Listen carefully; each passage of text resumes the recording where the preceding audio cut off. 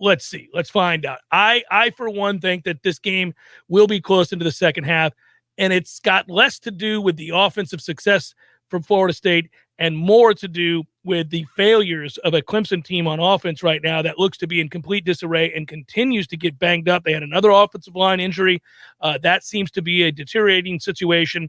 Obviously, the quarterback is not playing with any confidence whatsoever, got benched in the loss to Pitt, got back out there. But it is interesting to see this team struggle the way that they are. It reeks of something more beyond just some personnel issues. So I think it is set up as we start this week and ask the bigger question, not about what we saw Saturday, which was what we should have done to a team that is simply dreadful. And we had this discussion, simply a dreadful UMass team. But more about what can you do against this Clemson defensive line? Because Florida State has won one way, and it is a very simplistic offense that we're running currently. It's an identity. They've leaned into it. They answered our question on the pregame show, Tom. I mean, when your starting quarterback is 5 of 10 passing in a game in which you score 59 points, clearly they've leaned into what they are as a run first, run second, run third, run team. That's great. That's good. It gives you something that you can fall back on. People want discipline. People want parameters. They want to know what their responsibilities are. When you're running this system, everybody has a pretty good idea of what they're supposed to do, what they're supposed to be, and who they're supposed to be there for. But I do think this week against Clemson, they're going to have to do more in the passing game to have a chance to sustain drives. It's not that they can't be in the game again. See Clemson's offense struggling. See Florida State's front four playing really, really well. It's just that if they're going to win the game, if they're going to score enough points to end or sustain drives to flip field, they're going to have to find a way to throw the football a little bit more. I would be shocked as we sit here today. I tell you, I would be shocked if Florida State lines up and is able to run the ball, say, 80% of the time and still finds a way to win this football game. I think you're going to have to do more in the passing game. Yeah, you probably will, but it's nice to have the butterflies in a Clemson Monday. We haven't had those in some time now. It's exciting. Oh, there's no getting around, Tom. I do not mean to overlook the fact that this is a miraculous, somewhat turn of events. Not just us. What's happened with Clemson is added to this, obviously. Right. I mean, Florida State's won 3 games against bad teams, okay? North Carolina's an average team. Syracuse is an average to below average team. And UMass is awful. So winning those 3 games, good. Step up after starting 0-4. Definitely shows growth. The way they've won, the way they've played together, the intensity, the focus, lack of dumb penalties, all that stuff is good news for Florida State. They are growing. There's no getting around that. But the big part of this story isn't just that growth. It's also this unmitigated collapse up to this point from Clemson compared to the team that went to 6 straight college football playoffs. So it's something to behold. Can you survive the first quarter of this game? I would think yes, but if you can survive the first quarter of this game, I just believe, I guess what I'm getting at here, the longer this game goes on and remains close and is tied or within a possession, if it's 10-7 in the third quarter, doesn't matter who's winning, losing, whatever, 10-7, the more that the overwhelming pressure shifts to a Clemson team that is supposed to win this game, according to Vegas, 2 scores minimum, right? So this is supposed to be an easy win for Clemson. The pressure is mounting on those guys. They're hearing time and again from their fan base and from the reporters covering this team, what are you guys doing? What has happened? What's with the fall? Why can we not move the ball at all? So I think the pressure shifts to them if they get into the second half and they're still not scoring points here. Oh, yeah, that's where a home field advantage turns into a home field disadvantage because there's a different feeling in the air when you're failing your home fans. And there's a weight that comes with that. There's pressure. Yeah. There might be some boo birds if the offense starts out slowly and they're saying put the other guy in at quarterback. That's one thing that I loved seeing that DJ went back in the game. Now, he led a scoring drive, and Dabo's talking this week so far about how he loved DJ's response to being pulled and benched. But I love that they're not settling with whatever quarterback is going to be their guy. That is now an open question for fans to pontificate about. I want the them media to start types. DJ. Start DJ. He's struggling. I don't want him to give some other guy who's maybe not dealing with the baggage right now. I don't want somebody else to come in there with a fresh start. But that they're caught in between is a good thing because now fans have a reason to have even more unrest if there are 3-and-outs or 3 empty possessions in a row to start the game for Clemson, you could feel that in the air too. That's where this gets really interesting. And while I agree with you, I don't think and I don't expect down that we're going to be able to run the football against Clemson.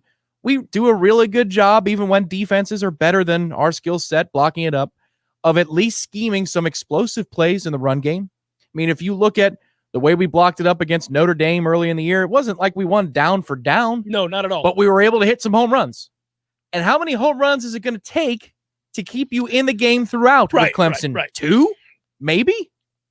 Yeah, we'll see. I mean, it's a big game to kind of gauge just exactly how far we've come and exactly how far they've fallen. Now, Steve beat me to the punch here. I was going to do it before we went to break, but he noted and contributed to the cause, so we should at least illuminate that there and say thank you to Steve for his contributions and happy birthday, my dear friend. Hey, thank you, man. Yeah, absolutely. It's middle-age time, I guess. 35 is right when that is in play, right? Like that. Yeah, these days we live longer than we ever did before, so 35 is still on the youngish side. But, I do think that you're starting to see middle age and feel a little middle age. Like I said, I'm getting like the gray wings, the gray hairs on the wings of my temples. It's happening. Well, thank you to Steve though as well. Steve has always been unbelievably generous. He and his dad usually come down for a game a year. Not this year, but he'll be back next season. We love seeing those guys. They're big White Sox fans from Chicago. But thank you to everybody for the well wishes too. Saw some people the membership group as well. Just I really appreciate it. And it's been a hell of a year, man. Look at us now. We're on a different frequency. We're on warchant.com. Yeah, man. Different digs. Been a good year. Yeah. So really quickly, and we'll do more birthday stuff sprinkled in intermittently throughout, but it's Clemson week, Tom. You gotta forgive us. Oh, you're damn right. No, let's go. Yeah. I'm excited. We get to break this game down. For the last few years, it's been, oh no, it's Clemson week.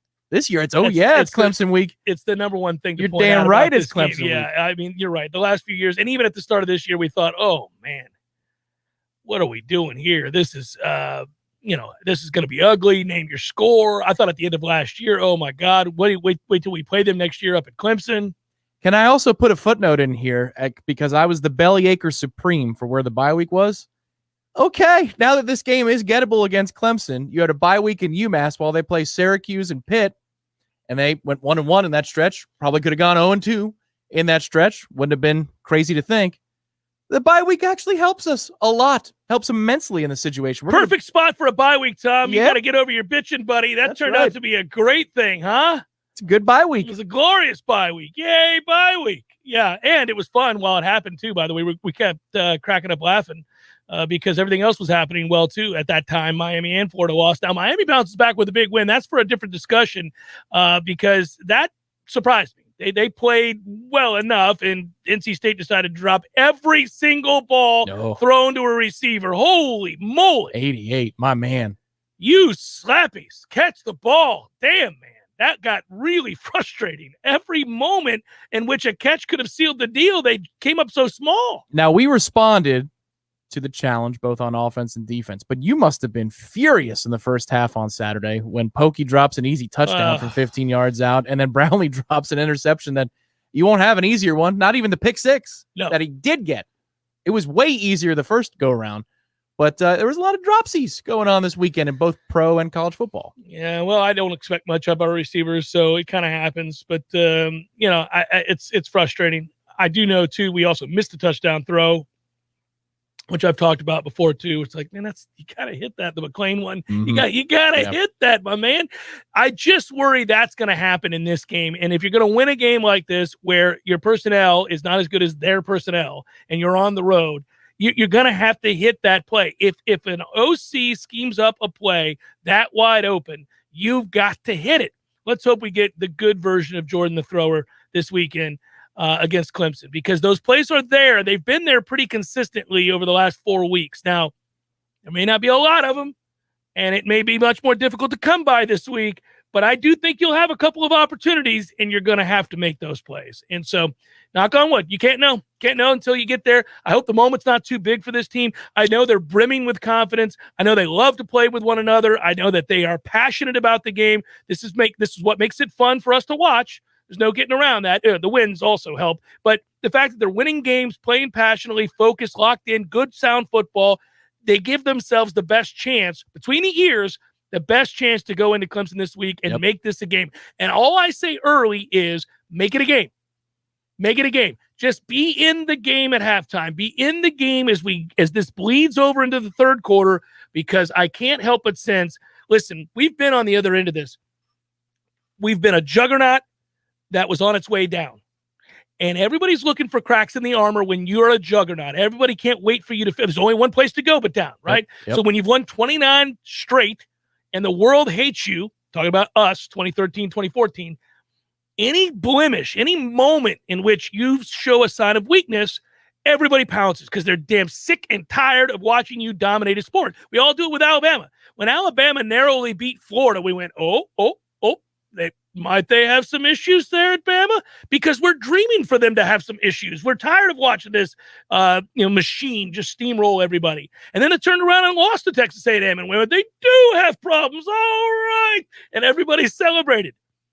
Clemson's revealed themselves to have some issues pretty early on, but you're like, well, it's Georgia. Yeah. Georgia's defense is the best in the country, and that's not that big a deal. But then Georgia Tech, and then Boston College, and we're watching the games. We're like, oh no, that's real. They have real problems. They suck on the interior of the offensive they've had line. problems with Syracuse and Boston College and Georgia Tech. Right. Like, significant problems, Yes. games in doubt kind of problems. And then they just now get beat by Pitt, and there Yeah. you go. And we're like, okay, good. These problems are very real. Add to them. Add to the woes. Add to the wringing of the hands. Add to the frustration. Add to the anger. Get those fans turning on their own. I love it. Let's go. Whole lot of pissed off Clemson fans. People coming to the surface who secretly have always thought their head coach was a clown, a doofus who they couldn't wait to run out of there, but he kept winning. What are they going to do?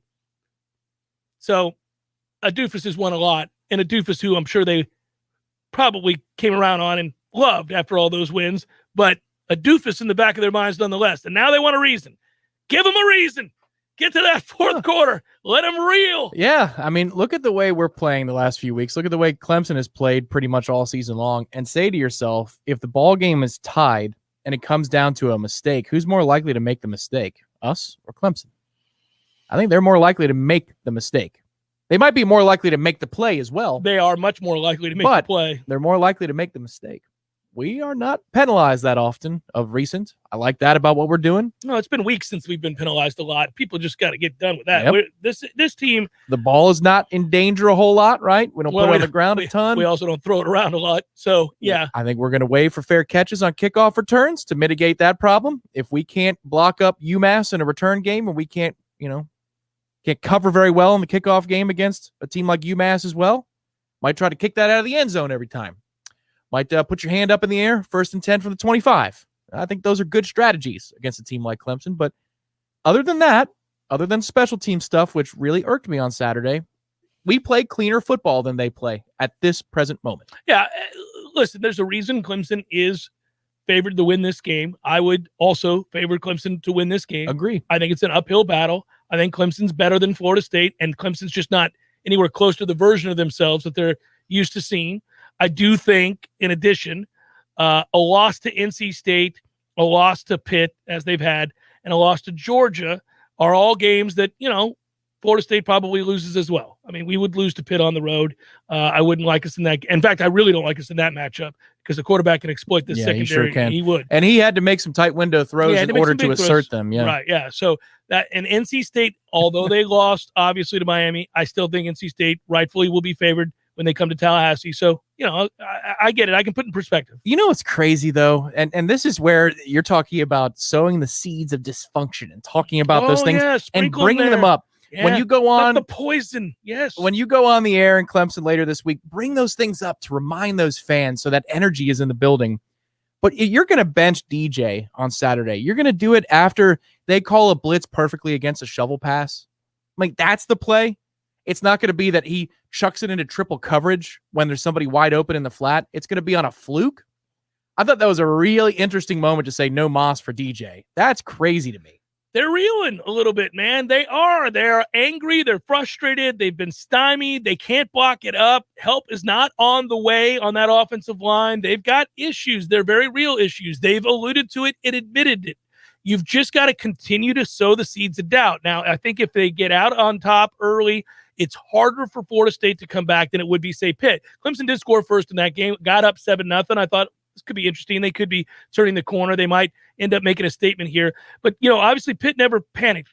At the end of the day, with Pickett, you're talking about a kid who threw for over 300 yards, had 2 touchdowns and 0 interceptions against that defense, which is still really good by every measure. So my point would be Pitt had no real reason to panic when they got down because they knew they had the best quarterback in the conference, the best quarterback on the field that day, and maybe one of the best 5 quarterbacks in the country, period.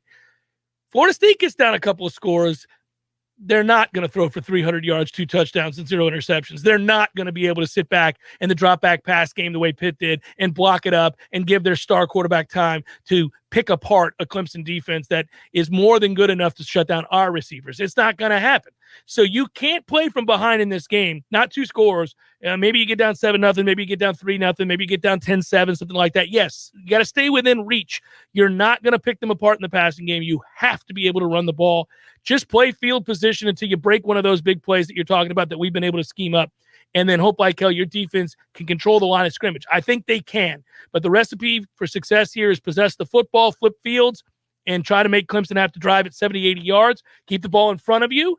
Make them earn it. They haven't shown the ability to earn it consistently for a lot of drives this year. Yeah, the thing that gives me the most hope about Saturday and the ability to run the ball is that Sean Tucker is all of Syracuse offense. And we know that going into a game. And Clemson would know that, and so would Brent Venables, as he schemes specific to every opponent he faces. That's been the hallmark of what they do for years. I remember the first time hearing that on one of the anonymous Athlon, coaching answers. They're like, they're completely different week to week. So they know that Garrett Schrader can't hit the broadside of a barn. Correct. They know that Sean Tucker's the guy to key on. And the dude still him. runs for $170. He's at like 90 yards through a quarter and a half. Yeah, Clemson's top rusher. Pitt's top rusher had 66 yards this week, though. Because they could throw it. Correct. It's different offenses and different focal points, but going into the game that, all right, just make sure that Garrett Schrader doesn't get ahead of steam and you're fine there. We're stopping Sean Tucker, and they couldn't. That's where I derive hope, is that, yes, I don't know that our guys are as dynamic as Sean Tucker is in certain situations, but I do know that our offense has found ways to get Corbin and Ward in isolation. And they do so consistently, no matter if we're completely outgunned or if it's closer to a neutral push in the trenches. The thing that I'm worried about, though, outside of the fact that Clemson can be a bit of a ticking time bomb in a bad way for us because they just do have the athletes to make game-breaking plays at any moment, is that the word on Dylan Gibbons from Mike today when he was asked about Dylan Gibbons' health, he says, we'll see. We're going to see how he responds, and it sounds day-to-day. Just the tone of the answer I did not like. I didn't like it either. And Dylan Gibbons is the guy that we use, and he moves Get your tone everywhere. together, Mike. Get your health together, Dylan. That's the key here, man. That's a big loss if it is, in fact, something that we don't have this weekend, because I don't know that we have anybody else who's athletic enough to pull quite like 75 does. Yeah, since he's gotten into shape, he has played very well, and that's important, and it's great that he'll be back here next year. Sure would like him for this week. It's the one downside of what we saw on Saturday. Infinitely frustrating. Hey, so if you're looking to challenge yourself, Orange Theory Fitness will provide it for you. I can tell you that. What was it? I think it was weighted burpees this morning, several weighted burpees, followed by 12.5 minutes up a hill with slow incline along the way as we continue to try to do all outs. A bit much for Hell Week. It's called Hell Week this week. Oh, is it? Yes, No. A bit much, but worth the challenge. I say a bit much. Not if you're looking to keep it together, not if you're looking to have more life. That's what Orange Theory Fitness provides you. Nothing feels better than a finished workout. It may be a bear, but nothing feels better once you get done with said workout. They dial it up each week, something new, something interesting, not the same old, so you don't get bored. You don't want that. It's my friends at Orange Theory Fitness. You can find out more as to how to be a member at Orange Theory Fitness. And I should mention, the first class is always free. So just if you're curious, you'll go in, you get a chance to get a workout in. Their trainers are all very, very good at talking to you beforehand, before the workout, telling you what you're going to be expected to do and how to do it, and ways to get through these workouts. It's not that bad. You build up. Everybody roots for you. It's a special group there, Orange Theory Fitness. You can go to orangetheoryfitness.com to learn more, or you can give them a call today, 895-9683. Florida State Clemson week. Excited about it. It's going to be a fun game. I don't think I could have said that 3 weeks ago. do not think I could have said that 3 weeks ago. Braves are in the World Series. How about that? Congratulations to all you Braves fans out there. Corey Clark, our boy, I know you're really, really happy. That's a good thing as well. Now he's got to watch him. Now he's got to watch them. They're in the World Series. I'm looking forward to that as well. What a time of year, man. The NFL, hockey, World Series baseball, NBA underway. College football's wide open. Get about it. The Noles have won 3 straight. It's the Jeff Cameron Show, 93.3 Real Talk Radio, Warchant TV. Real Talk 93.3 wants you to win $1,000. Why? Because money talks. Do you understand the words that are coming out of my mouth? Your next chance to win is coming up during the Jeff Cameron Show at 2 p.m. Listen out for the keyword, then click on the Real Talk Money megaphone at realtalk93.com. Money talks. Everything else can take a walk. Money, I just can't get enough. Wooden Glass has been taking care of families since 1945. Experienced, reliable professionals who offer only the best, like Wooden's top-of-the-line bath enclosures. Eye-catching storefronts are a specialty at Wooden Glass, and they provide precise installation. Wooden Glass, Tallahassee's first family in glass. Online at woodenglass.com. Call 850-222-5781.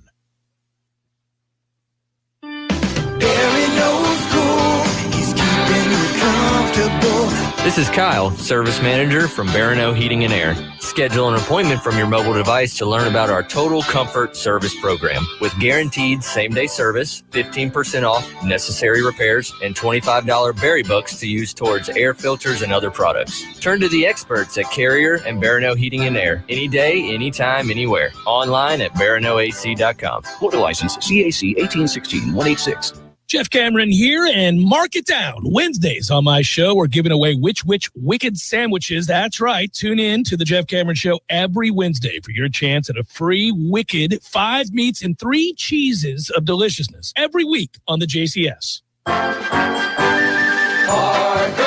Brothers Roofing says don't play games with your roof. Protect your home and your family.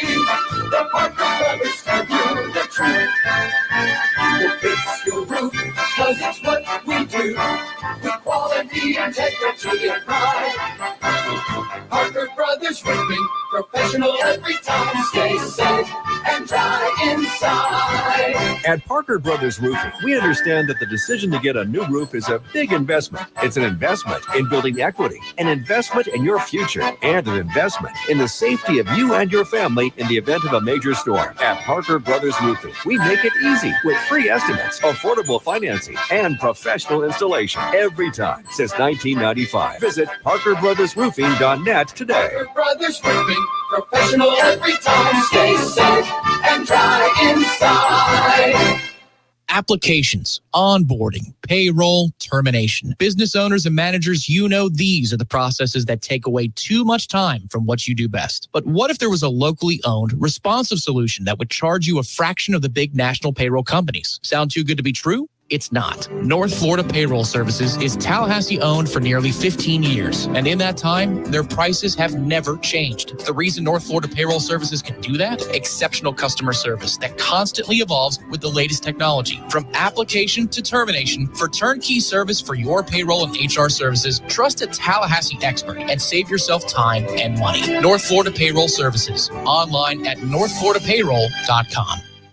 We all want more energy, more strength, more results. Well, welcome to Orange Theory Fitness as you take a step towards feeling more alive today. Backed by science, Orange Theory's heart rate monitored workout is scientifically designed to keep heart rates in a target zone, spiking metabolism and increasing energy. Orange Theory Fitness is a one-of-a-kind group personal training workout resulting in more energy, visible toning, and extra calorie burn for up to 36 hours. Experience a more vibrant life today with Orange Theory Fitness. To find out more, go to orangetheoryfitness.com. The Jeff Cameron Show, brought to you by Orange Theory Fitness. 2 Tallahassee locations, Midtown on Thomasville Road and Northside in the Village Common Shopping Center. Online at orangetheoryfitness.com.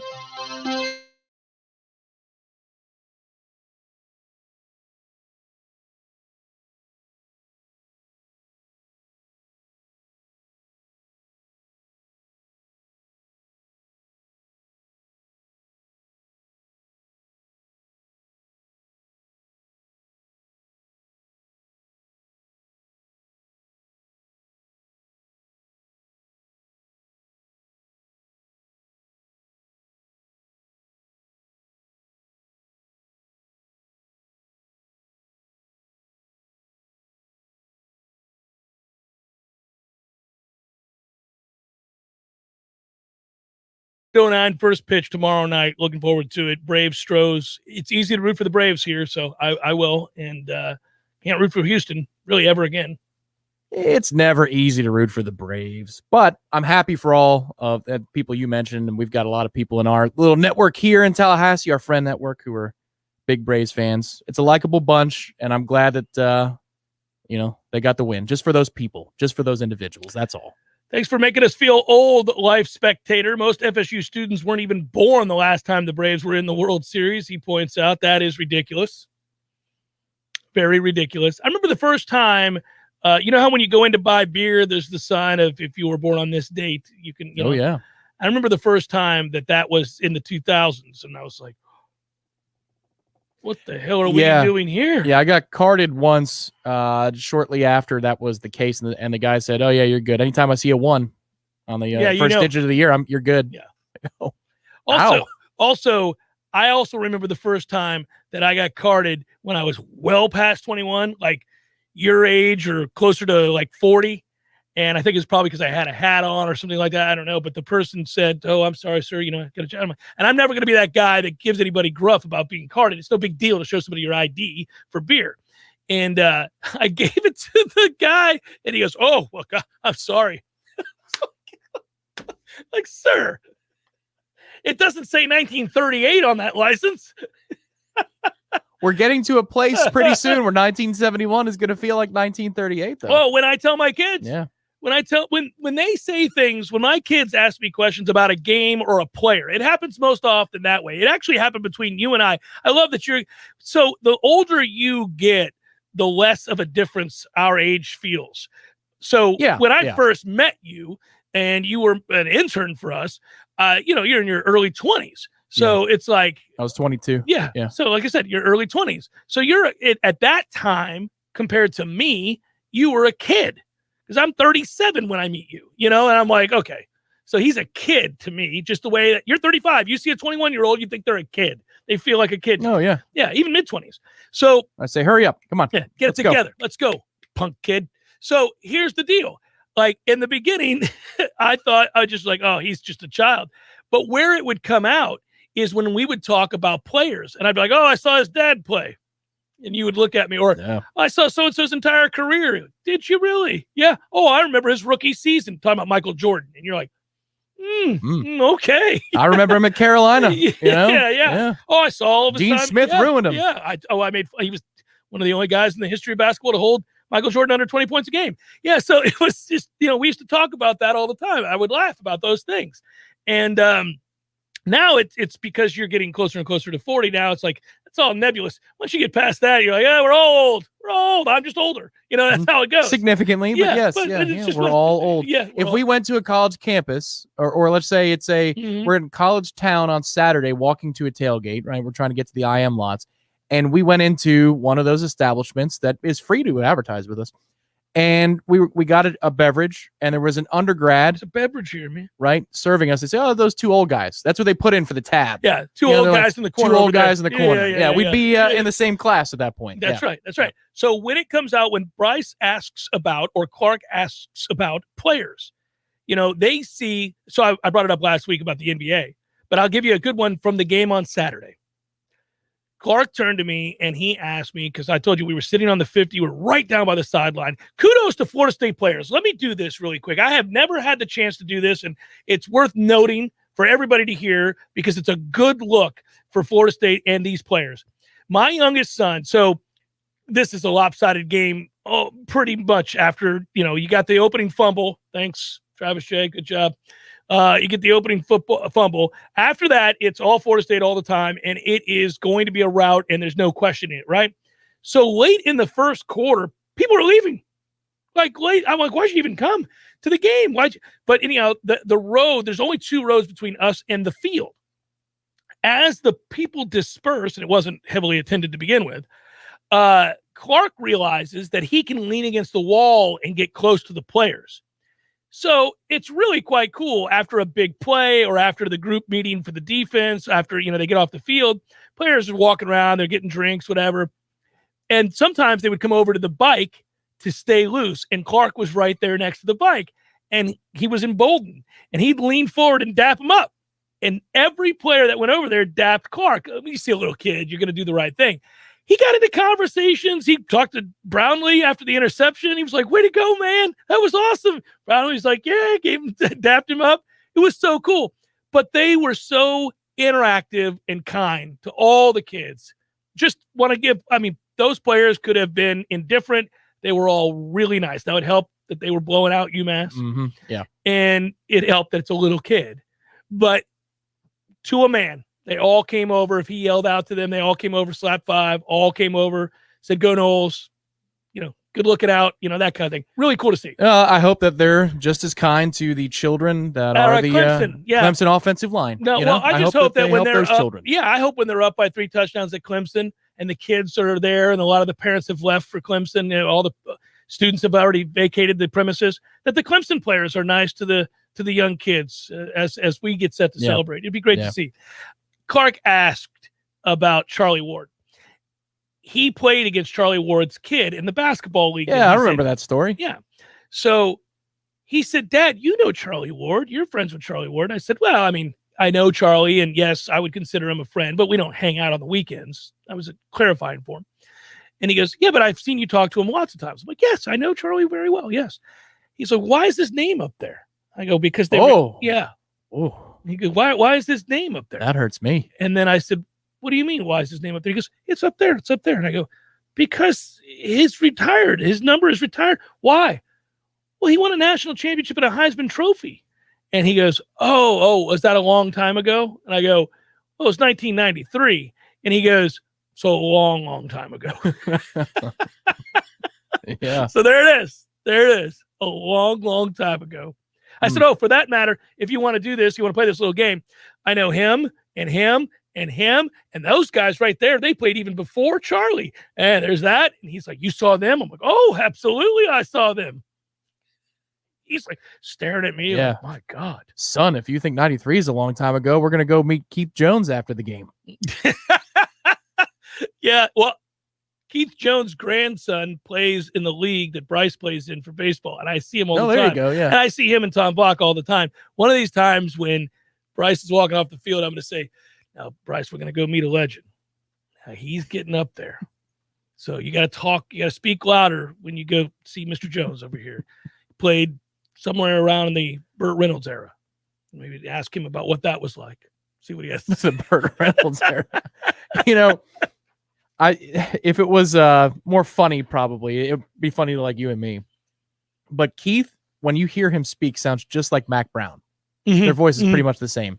To have a fake Mac Brown call the show and it just be Keith, and we have a script, that would be amazing. But unfortunately, Mac is just not good enough for not good enough to beat Florida State ever. Not good enough to be relevant enough to this market to where that would be a thing. But they sound exactly the same when they talk.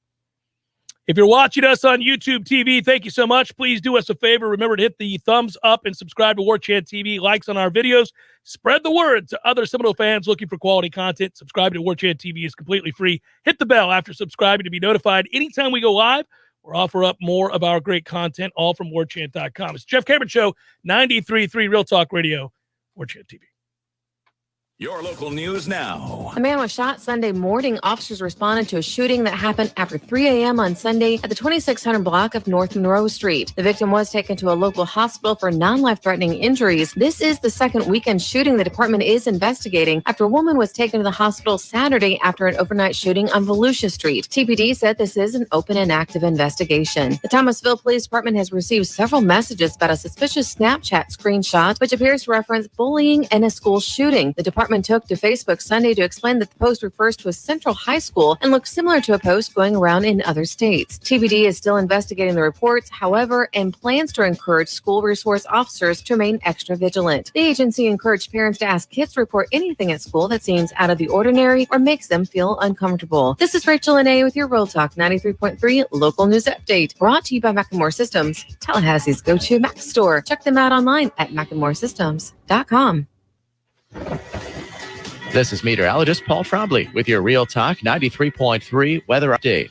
More clouds than sun this afternoon with a slight chance for scattered showers. Highs level off around 84. Westerly winds 5 to 10 miles per hour. Lows dip down to about 63 tonight. Partly cloudy skies. 78 tomorrow. Bright sunshine. Upper 70s Wednesday and Thursday with a chance for scattered thunderstorms Thursday. This report is brought to you by The Lawn Johns. For all your landscaping and lawn care needs, visit thelawnjohns.com. Right now, 83.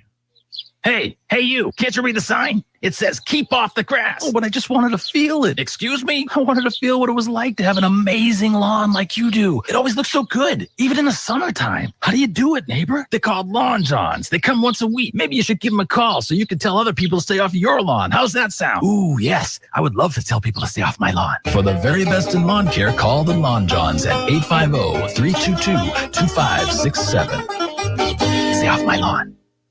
If you weren't the owner of Gordo's and all those wonderful restaurants, Eddie, what would you be doing? You know, I think I'd want to be I don't know what I'd want to be, a boat captain or a cowboy. You know how to use a lasso? No. You'd have to do that if you were a cowboy. Yeah, but I've never even been on a horse. It's not my place to be on a horse. I agree. And the horse thanks you. Gordo's, bringing the flavor and flair of Cuban food to Tallahassee since 1996.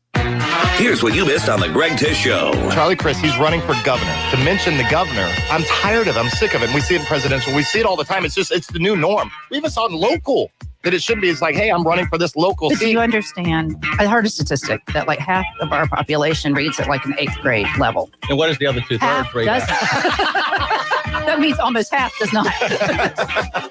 You're right. The Greg Tish Show, Monday through Friday, 6 to 9 a.m., only on Real Talk 93.3. The Jeff Cameron Show is a production of the Warchant.com Multimedia Network. Check out Warchant.com today for the latest news inside Florida State athletics. That's Warchant.com. Now, back to Jeff on Real Talk 93.3.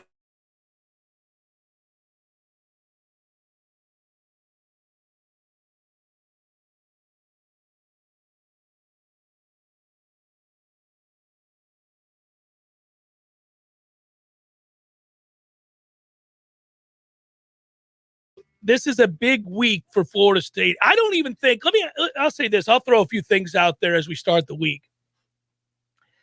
I don't know that it would be great. And as we sit here on a Monday, we want to win the game, and Clemson looks like they're stumbling a little bit here. There's no getting around that. Certainly by their standards, they look awful by their standards. And we look better than we've looked, certainly than the way we started. And so on the one hand, we feel like we're on the uptick. We feel like they're stumbling a little bit. And so it feels gettable. May not be, but it feels gettable as we start the week.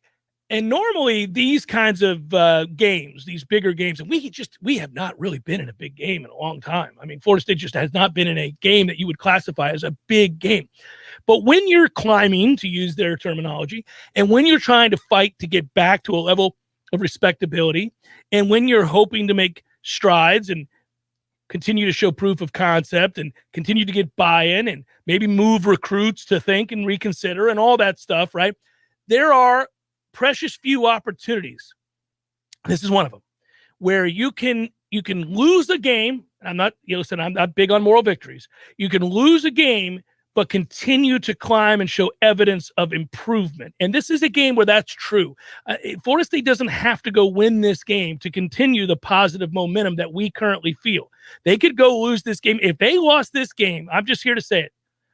If they lost 20-17, if they go up there and they play and it's a war, and even if they lose 21-10, something like that, do you know how emboldened you're going to feel about the next 2 years, even after a loss? I get it. Fans don't like to hear that, and they'll be like, oh, freaking losers taking satisfaction after a loss. No, man, we were light years away from Clemson when this season started. We didn't belong on the same field as Clemson when this season started. Through 4 weeks, it looked like there was a good chance Florida State could lose that game by 50. So if you go up there and you lose this game 23-10, 24-17 or something like that. And man, I'm telling you, on this Monday coming up, we might be like, so close. There's a play here or a play there, but I would still feel very, very good about where everything is headed. And it's rare that those moments exist after a loss or in a season that started as poorly as this one. Yeah, I think there's plenty of hope to be had for this week. I feel okay. I don't feel outgunned, which is crazy. I mean, you just look at all. I think we're outgunned. Well, then their offense would do something this weekend that they haven't done all season long. Like if you ask the simple question of who knows what they are more, we do. We know what we are. But we are the most simplistic of things to be. So, okay. Right. But simplistic teams have gone toe-to-toe with Clemson without much of a problem.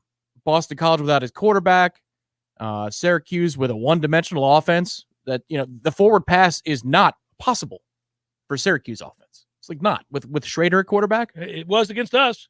Well, no, it was the forward quarterback run But he also hit crossers in that. They were doing the rollout. He come in and hit it. You see some of the throws of that kid. I mean, they lost by 3. He throws the red zone interception. That's one of the worst throws I've ever seen in my life. He's terrible. I get it.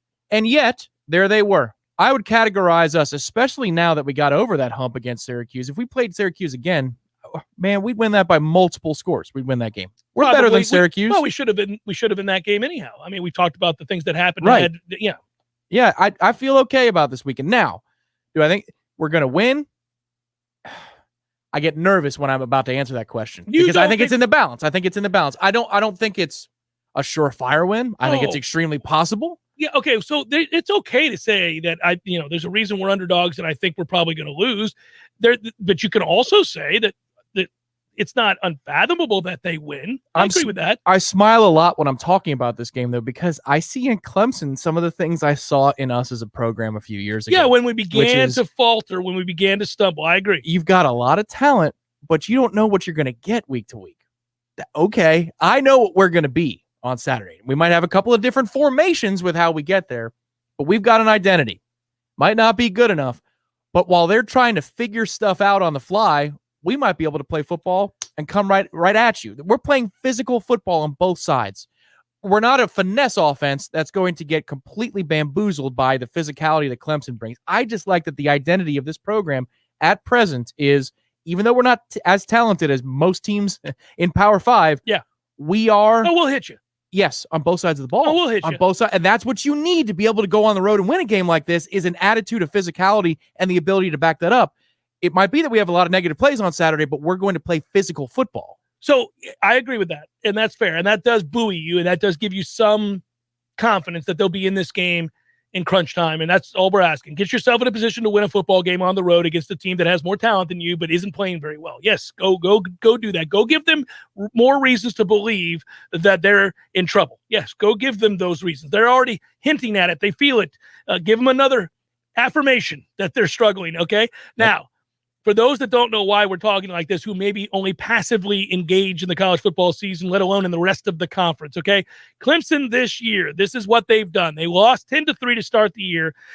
Two nasty defenses on display. Offenses weren't ready for prime time. Two really talented defenses dominate the day. 10-3, Georgia wins that game. Ugly football through and through.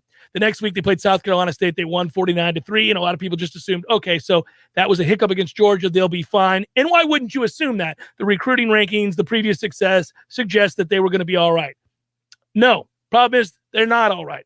14-8 against Georgia Tech in a game they could have very easily lost. Then they did lose to NC State in overtime, 27-21. Should have lost in regulation on a missed field goal by NC State, who has a history of missing point-blank field goals against Clemson on the regular. By the way, that just pisses me off, and I don't even care about NC State, but they will miss a field goal for no damn reason from 20 yards. 5 years ago, that was the game. And that kid was crying at the tailgate. Anyhow, sorry. So Boston College, 19-13, ridiculous. 17-14.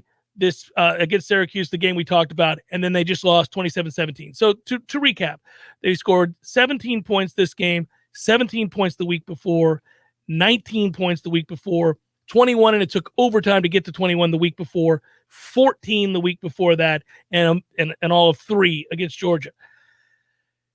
You're right, and that's why there is potential to be bitterly disappointed, because if Clemson comes out and scores 31 against you, you're going to be livid. Right, they get their stuff together this weekend, because it might not be that we don't have a good game plan. It might be that their athletes are finally put in a position to succeed, and maybe DJ plays well, or the other kid comes in, makes a few plays with his legs. I mean, he clearly comes in to be a runner. So, yeah, it could. They are a ticking time bomb in all the wrong ways for us, but that thing has been ticking for months. It doesn't seem like it's any close to going off at any point. Oh, and at some point you are just who you are. I mean, I think they are a team that is going to struggle the rest of the year on offense. Now, whatever they do against us might be a damning moment for Adam Fuller and his staff? Maybe not. We'll see. There's something on the line this weekend beyond just winning and losing that game. There's a whole lot of, come on now. Man, Don't be the reason they get right. All I'm thinking about today is it's 3:37 p.m., whatever it is, right? And you've gone through your adjacency commercial break, and it's time to kick the ball off and let's go. I mean, when that ball is in the air and the game has begun, you're going to breathe in and breathe out in a way that you haven't as a Nole fan in a long time. It's good to be back. Good to be back in a position to care that much about the possibility of winning a football game in which you're an underdog. I got just a hint of it in the North Carolina game.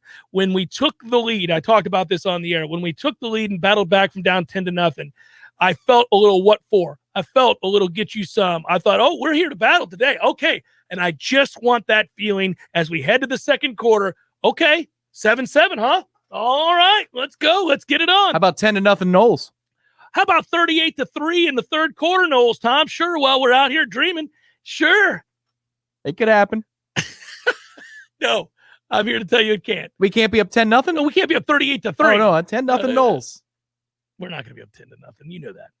All right. I don't know how we're going to move the ball. With explosive plays. Not with consistency. No. We're going to drop a couple looks. Better hit him. Yeah, better hit him. Jeff Cameron Show, 93.3 Real Talk Radio, Warchant TV. Having really fast internet matters, but when there are 4, 5, even 6 things connected to my Wi-Fi at the same time, it's the Wi-Fi speed that I pay attention to. Enter Xfinity. They offer Wi-Fi speeds over a gig, the fastest Wi-Fi you can get, and that's a big deal. Because maybe you're a gamer or a streamer or a video chatterer. Maybe you're like me and have a big home studio that sucks up some serious bandwidth. Whatever your case may be, you need Wi-Fi that can keep up with your lifestyle and all of the devices that come with it. You need Xfinity because Xfinity knows fast Wi-Fi makes everything better. Now through October 31st, ask how to get a special offer of $300 back when you get gig speed internet or get started with up to 50 Mbps download speed for $20 a month for 12 months with a 1-year agreement. Click or call 1-800-XFINITY or visit a store today. Gig Wi-Fi requires gig internet and compatible gateway. Actual speeds vary and are not guaranteed. Offer requires paperless billing and auto pay. Ends 10/31/21. New performance starter. Internet customers only. Equipment, taxes, and fees extra and subject to change. After the term, regular rates apply. This is Dr. James Ryan Finn at Finn Chiropractic. This year for Trick or Treat, don't let your body trick you. These tricks can be headaches, neck pain, back pain, numbness, tingling. Your body will trick you and make you think that those are the problem, when actually there is a cause to that problem. And that's what we do at Finn Chiropractic. So come and treat yourself to some chiropractic care where we get to the cause of your problem. Contact us at finnchiro.com, FENNCHIRO.com, because your chiropractor loves you and there's nothing you can do about it. Hey, Nole fans, our partner ISF Inc. is a national management and IT consulting firm located right here in Tallahassee, Florida, solving the future for state governments through strategy, process, and technology. As a trusted advisor for state government, including public health and emergency response agencies, our friends at ISF recognize September as National Preparedness Month and want to help you be safe this hurricane season. Visit ISF.com to learn more and download your emergency preparedness plan today. ISF, solving the future. When you need a plumber quick, how long is an acceptable time to have to wait? Yeah, hey, it's the Millers again. Just calling you about our little plumbing problem. 2 hours? Hey, we were hoping you can get here soon because the water is getting really bad. I mean, please hurry. 4 hours? I know you said you were on your way, but, honey, tell the kids to drink water. 8 hours? Don't worry about us. We're fine. At M&L Plumbing, you'll never have to wait long for quality, dependable service, right when you need it. At M&L Plumbing, we listen to our customers, and our qualified technicians aim to achieve 100% customer satisfaction.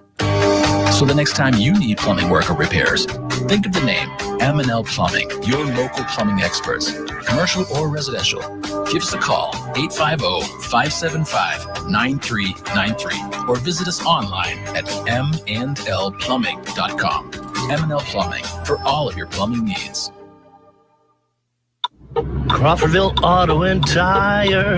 Crawfordville Auto and Tire. Oh, hey there. I was just singing the praises of Crawfordville Auto and Tire. They do just about everything. Complete engine rebuilds, brakes, shocks, tires, oil change, you name it, they do it. And they offer a 12-month, 12,000-mile warranty on all parts and labor. Most of the time, they can service your car the same day and offer towing to help you get to the shop. Now that's something to sing about. Open weekdays from 7:30 in the morning until 6 at night. Crawfordville Auto Repair and Tires. There's fun to be had every night at the Corner Pocket. Take home prizes on Trivia Tuesdays and Beer Bingo Thursdays. And kickstart your weekend with Martini Fridays. Plus, happy hour runs every weekday and game day specials every time the Noles take the field. Watch all the best games at the Corner Pocket's Vegas Wall, featuring 560 inches of flat screen TV heaven. Oh, really? The best food, the best drinks, and the best place to watch all the games. Tallahassee loves the Corner Pocket. The Jeff Cameron Show, brought to you by Orange Theory Fitness. 2 Tallahassee locations, Midtown on Thomasville Road and Northside in the Village Common Shopping Center. Online at orangetheoryfitness.com.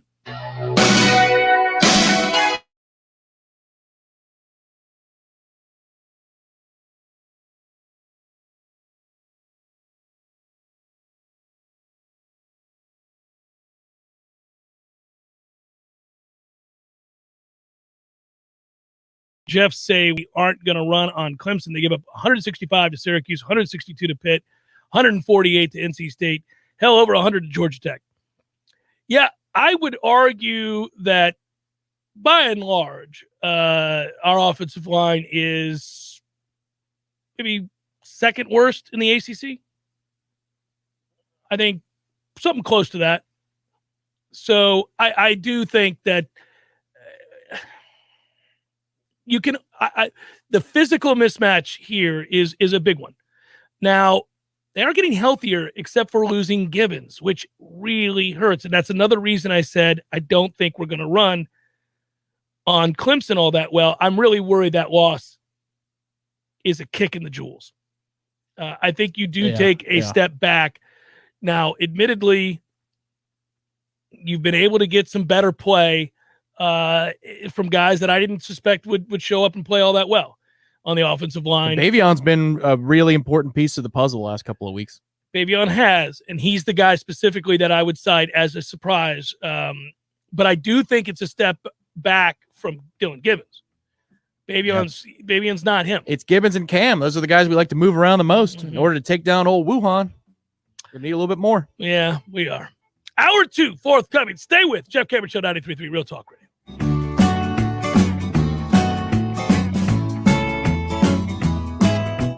Real Talk 93.3 wants you to win $1,000. Do you understand the words that are coming out of my mouth? It's time to win some cash. And here's this hour's keyword.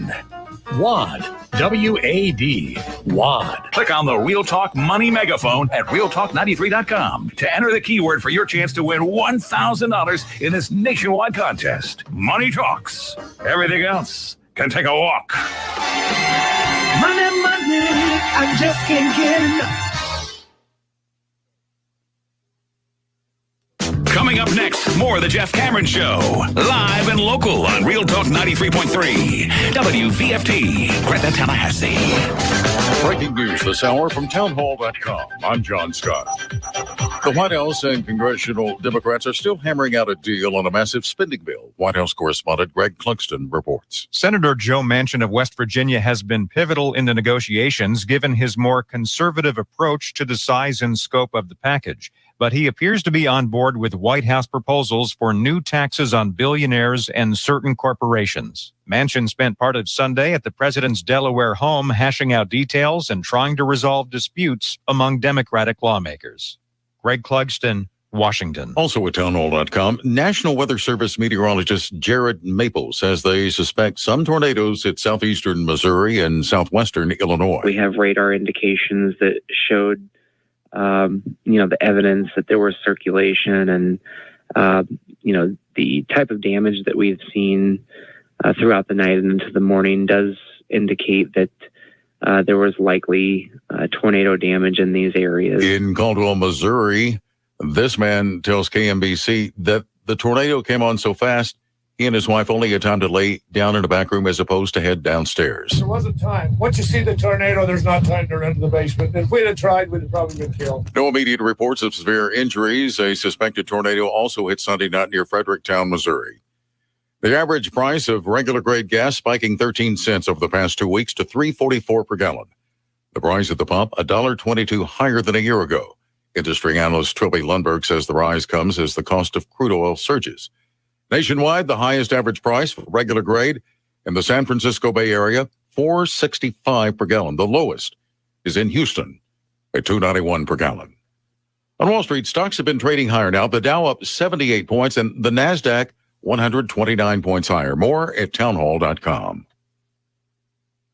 Why are cash out refinances such a big deal right now? Uncle Ryan tries to teach me something. I really feel like right now might be a once-in-a-lifetime opportunity. I've been doing this for 18 years now, and I've just never seen a market where the rates are so low and values across the country have skyrocketed as much as they have. That combination, I remember one couple in particular, they were looking to do some home improvements at the house, but they were worried about their payments going up. Well, with rates being so low and them building up so much equity in the home over the last few years, we were able to get them the cash out for those home improvements, and their payments actually went down a little bit. Every single situation is different, but it does happen more often than you think. So it definitely does not hurt to call. We are United Faith Mortgage. United Faith Mortgage is a DBA of United Mortgage Corp. 25 Middle Park Road, Melville, New York. Licensed mortgage banker. For all licensing information, go to NMLSConsumerAccess.org. Corporate NMLS number 1330. Equal housing lender. Licensed in Alaska, Hawaii, Georgia, Massachusetts, North Dakota, South Dakota, or Utah.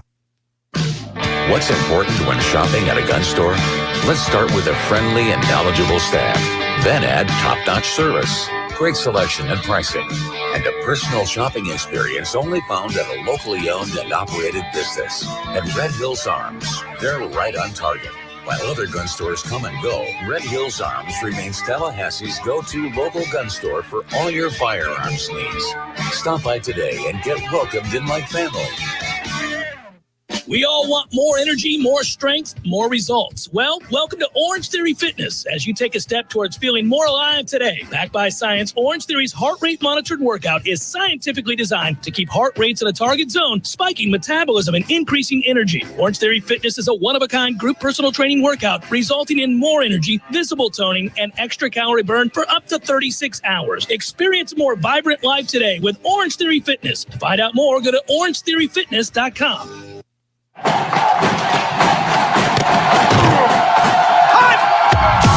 Broadcasting live from Florida's capital city, this is the Jeff Cameron Show, brought to you by Orange Theory Fitness on Real Talk 93.3. Now, stop what you're doing and listen closely. It's time for the Jeff Cameron Show in 5, 4, 3, 2, 1.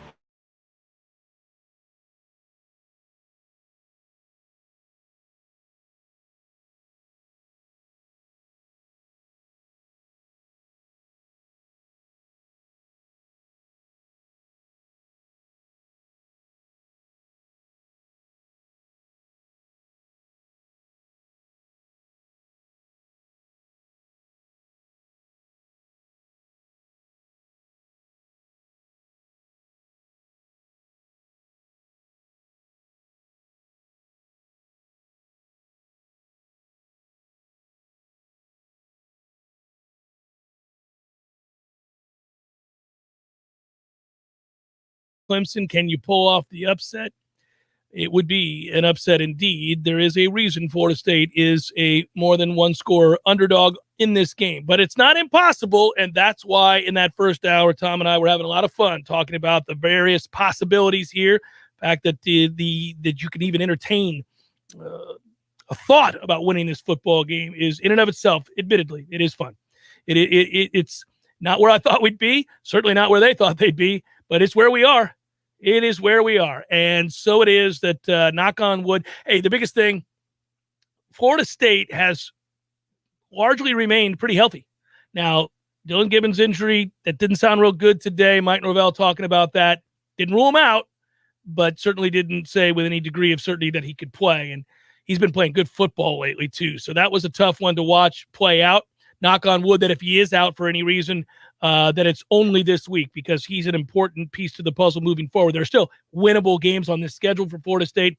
The fact that they're on a 3-game winning streak, took care of business against an outmatched team and did so resoundingly, that's all good signs. Those are all good signs. But this is a more significant mismatch up front for Florida State, especially how limited the offense is. Florida State is a one-dimensional team. There's no doubt that Florida State is a one-dimensional team.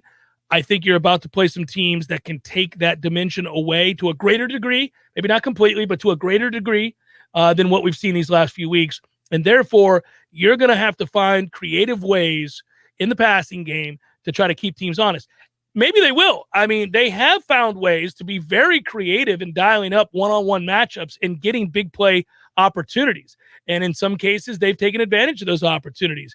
And others, not as much. They put it on North Carolina. They were able to get North Carolina going sideline to sideline. They were rolling out Jordan Travis, and eventually they had a throwback big play there. They dialed that up. It was set up beautifully. Of course, the one thing that you've really been able to rely on during this stretch of games is that the defense is going to be physical.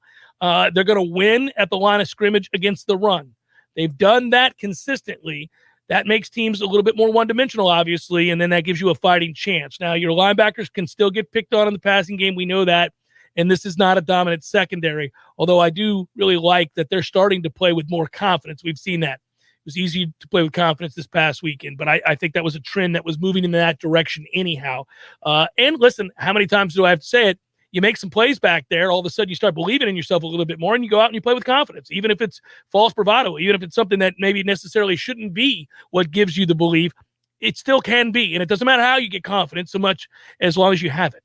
Yeah, to me, the number one thing I'm looking for this weekend when the defense is on the field is a greater consistency out of the pass rush. I know that sounds funny, but Jermaine Johnson got off to a really hot start, was leading the nation in sacks at the time we were kicking off against Syracuse. I remember that because Syracuse had somebody who was like a half sack behind him or one. And since then, that group has been a little quiet. This is the opportunity to have that second surge, right, where you climb back up the stats and you become, once again, a talking point when an analyst takes the Florida State assignment on a given weekend and they're saying, all right, who are their playmakers? They put that graphic up in the beginning when Clemson has the ball or the opponent has the ball, and they're saying, all right, Keys, you got to watch out for Jermaine Johnson. Let's get them talking about Jermaine Johnson a little bit more. This is a weekend where it's really time. If you've got a little bit extra, this is when you break it out. If it's the twist game to try and confuse Clemson's interior, that was an interior offensive lineman that they lost against Pitt. Mm-hmm. He was one of their best pass protectors against Pitt for the 12 snaps he was in there. So you might be able to take advantage of anything, really, both running and passing, but any kind of game that you want to create up the middle against DJ or whoever's going to be the Clemson quarterback. When it's 3rd and 7 or 3rd and 8, I'd like to see a greater consistency from both Keir Thomas and Jermaine Johnson to take over games again. It was something that we could hang our hat on in September. Not so much the last few weeks. Teams have doubled Jermaine quite a bit, and I understand that. Why wouldn't you? After the way he started the season, he's going to command a double. That does open things up for other guys, though. And so, yeah, I'm with you there. And we've been rotating in the interior a bunch. The guys in and out, shuffling in and out, available any given week. Well, let's make sure all hands on deck outside of Briggs are available this weekend.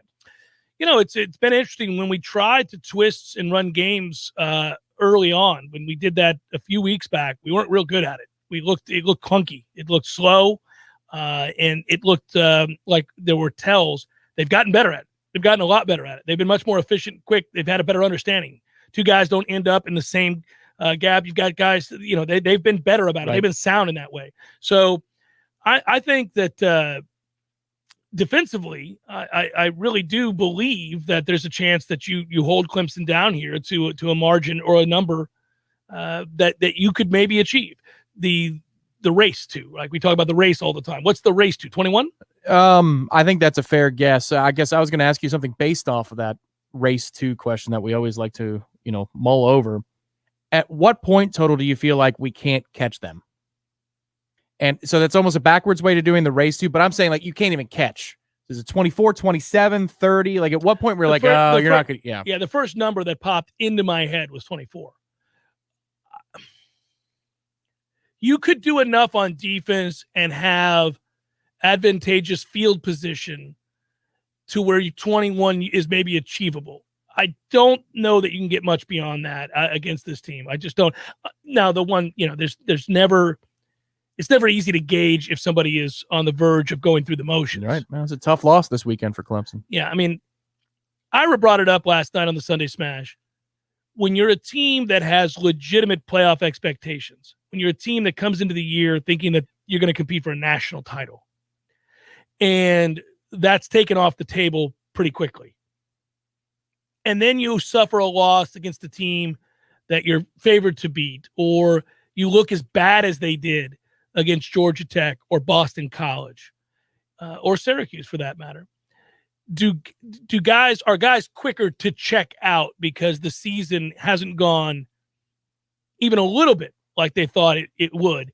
Yeah, I mean, typically that is what you see. There is a downside. It's a downside that I'm eager to explore again. But when you are a team who have expectations of championships and suddenly those are stripped, guys do have a tendency to start looking out for themselves, to start looking out for their future. Hey, you know what? Our goal this year was to make the college football playoff, try to win a national championship. That's off the table. Okay, I'll tell you what, I damn sure am going to the league. So let's make sure we take care of ourselves here and make some business decisions from time to time. And I never know really, because I'm not in that locker room and I don't cover that team week to week, it's hard to get a sense for where their attitudes are because players will tell on themselves. And when you cover a team and you get certain answers to certain questions, you're like, oh, okay, I see where we're at. But I'm not there. So I don't know if they've reached that place yet. What I love about this game is Clemson is having a down year. We're rebounding. So we haven't had a rebound year. No. Because we're still in the process of salvaging this thing.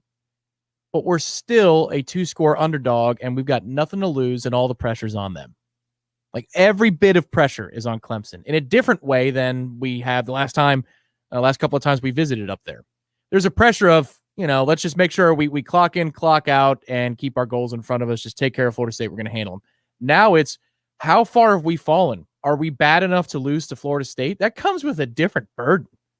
And for us to be playing good football 3 weeks in a row, or 3 games in a row for the better part of a month now, we're in a position where what do you have to lose? We're feeling very good about ourselves.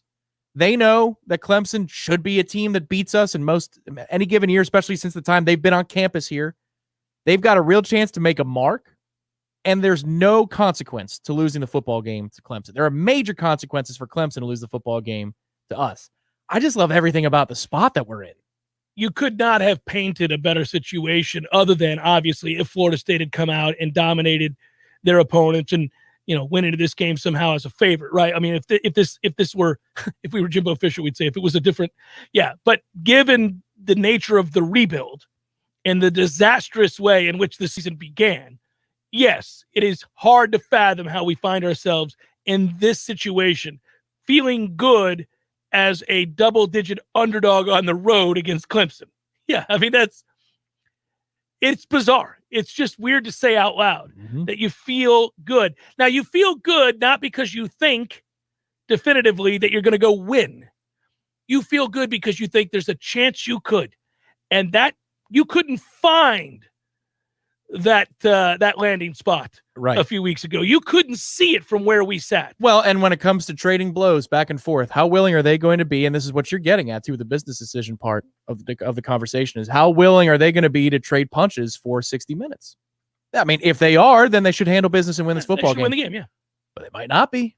I know we are. We're going to be willing to do so. Everything I see about what this group is doing right now, outside of special teams, makes me so happy because I see a lot of players picking each other up, sometimes literally, but you see guys swarming together on defense, celebrating as a group. Oh, you see on offense, receivers consistently blocking along the perimeter, running backs like the one highlight play that we had on the postgame show. And we're running those as B-roll throughout the week, and our library is only going to get stronger as the weeks go on.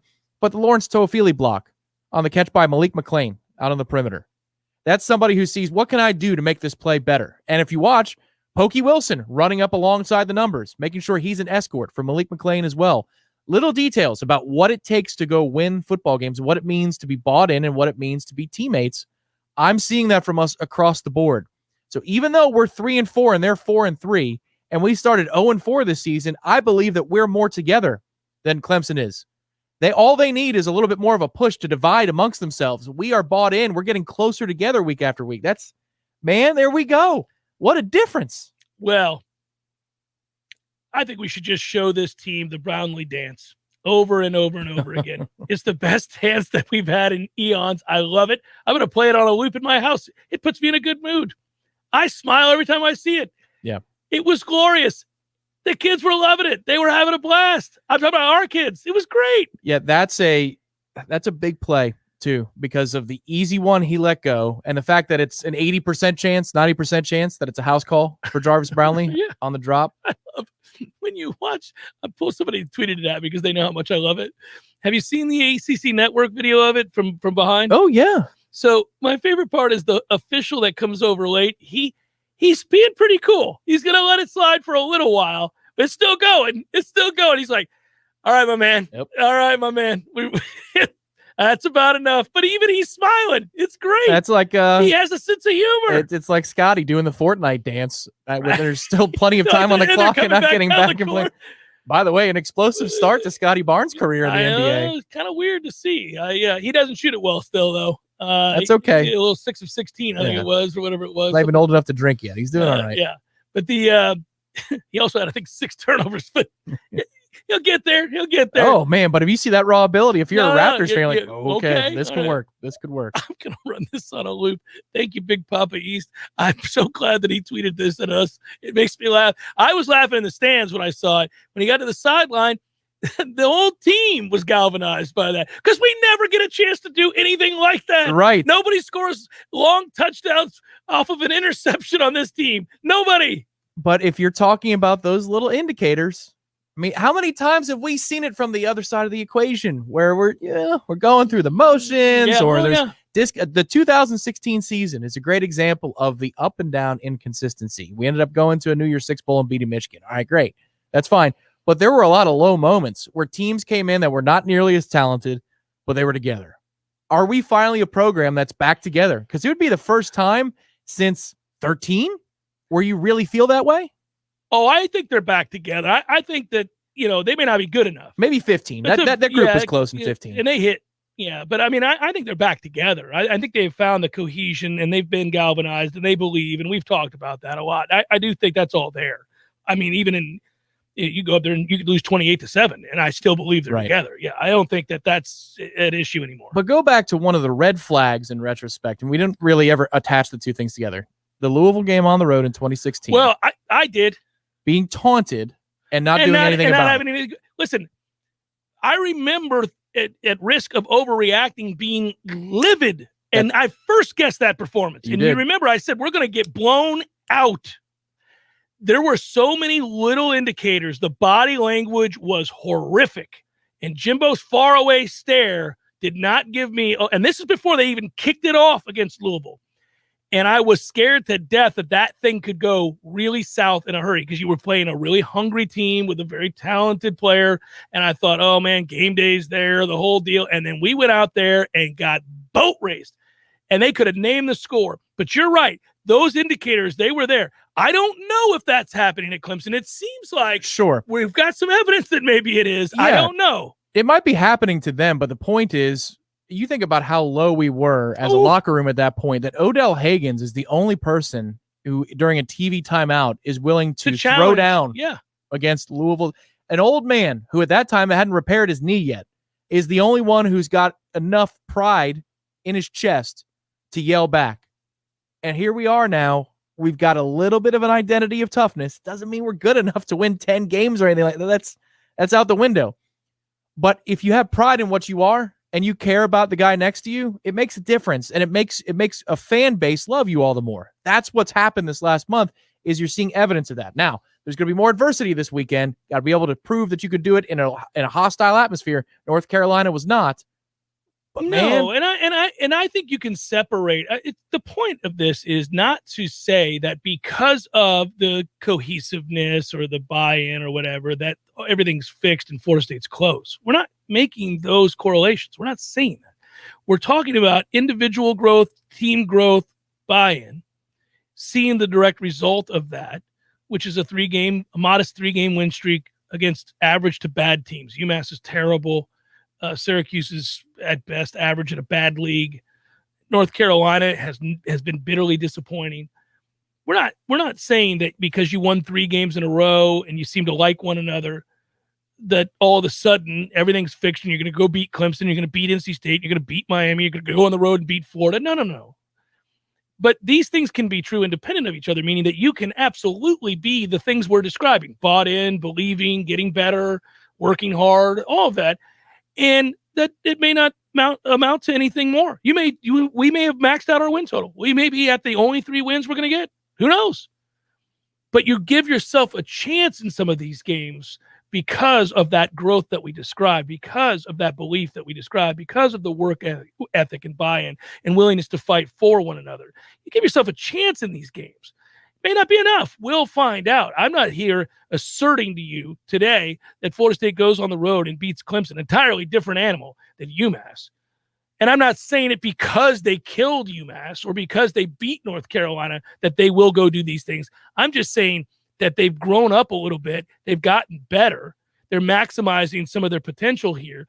That potential has got to get a lot better, and the only way that's going to get a lot better is through better players, and that happens through recruiting. But you have a chance to recruit better because kids from the outside who are considering coming here see this evidence. The evidence that which we're describing now doesn't necessarily mean they win, just means that they're bought in and they give themselves a chance to win. So, I mean, it doesn't always have to be all of this or all of that. Yeah, but the best version of what we are is good enough to beat this Clemson team. And that's a fact. That's just a fact. And that's fun to say. Especially with the way Clemson is currently playing. Yes, I think that's true. If Clemson continues to look this bad on offense, then you'll be in the game. You just will. In the same way that Syracuse and Boston College and Georgia Tech and everybody else they have faced has been in the game. Everybody else not named South Carolina State. Jeff Cameron Show, 93.3 Real Talk Radio, Warchant TV. Hi, Chris Kraft for Kraft Nissan. The all-new 2022 Nissan Frontiers are arriving daily. If you haven't seen one, you're missing out. Praises for this total redo keep pouring in. Motor Trend says Frontier is a truck we'd hoped it'd be and more, raising the bar in design and amenities. Autoblog.com screams that the all-new Frontier is worth the wait. My favorite review, Car and Driver took one out for a test drive. They said motorists kept giving them a thumbs up and waving them down for a closer look. One of the biggest improvements is that the interior is a whole lot quieter, prompting a Road and Track reviewer to say, the new Nissan Frontier is my favorite midsize truck. Motor1.com said if Frontier is targeting the Tacoma, Frontier won. You can get a lot more truck for a lot less money, which is exactly why CarBuzz.com claims that now is the time to buy the all-new 2022 Frontier. Google it yourself. The 2022 Nissan Frontier is the most truck for your money and soon to become Tallahassee's favorite midsize truck. Kraft Nissan, Tallahassee. Hi, I'm Jeff, founder of Which Superior Sandwiches, and I'm here to tell you about our signature witch, the Wicked. Why call it the Wicked? Some say it's wicked tasty, some say it's wicked large. One thing's for sure, with oven-roasted turkey, ham, pepperoni, roast beef, and bacon, as well as your choice of 3 cheeses, it definitely takes you from wicked hungry to wicked happy in just a few wicked good bites. Only at Which Superior Sandwiches. On Wednesday, the Wicked is just $5. 5 meats, 3 cheeses, $5. Parker Brothers Roofing says don't play games with your roof. Protect your home and your family. The Parker Brothers tell you the truth. We'll fix your roof, cause it's what we do. With quality, integrity, and pride. Parker Brothers Roofing, professional every time. Stay safe and dry inside. Getting your roof inspected can save you thousands of dollars in the event of a major storm. Not to mention the peace of mind knowing that you and your family are protected. At Parker Brothers Roofing, we make it easy with free estimates, affordable financing, and professional installation every time since 1995. Call 656-8112 or visit parkerbrothersroofing.net today. Parker Brothers Roofing, professional every time. Stay safe and dry inside. When the forgotten poor are in need of healing, they wait for a ship unlike any other. Mercy Ships, a floating hospital staffed by volunteers, heroes of mercy who donate their time to save lives. Every human has the right to have a place at the table of the human race. If you could just see the smiles that you get when lives have been changed, then it would make it all worth it. To learn more about Heroes of Mercy, go to mercyships.org.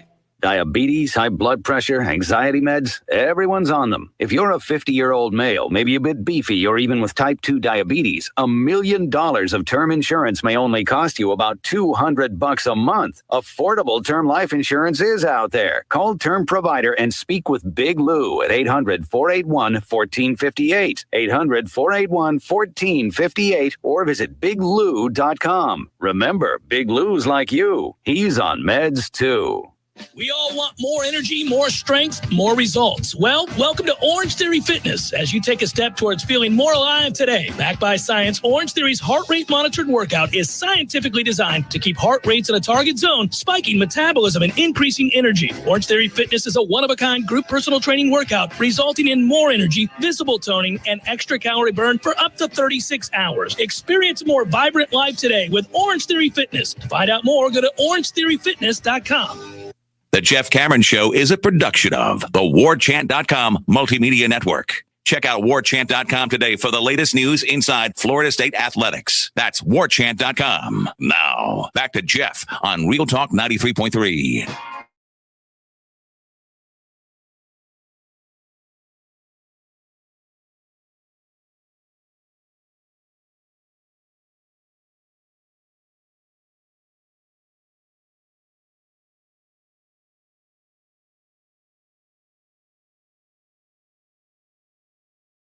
Renovation because it's, quote, too expensive. Under the Tax Cuts and Jobs Act, you can deduct up to $1 million on your income taxes as an expense without the cost of your property to be depreciated. So this reform includes improvements that are made to your commercial roofing, too. That's why you need to know that. Call T-Spark Enterprises Roofing and Construction at 766-1340, or you can get a free quote today at tsparkconstruction.com.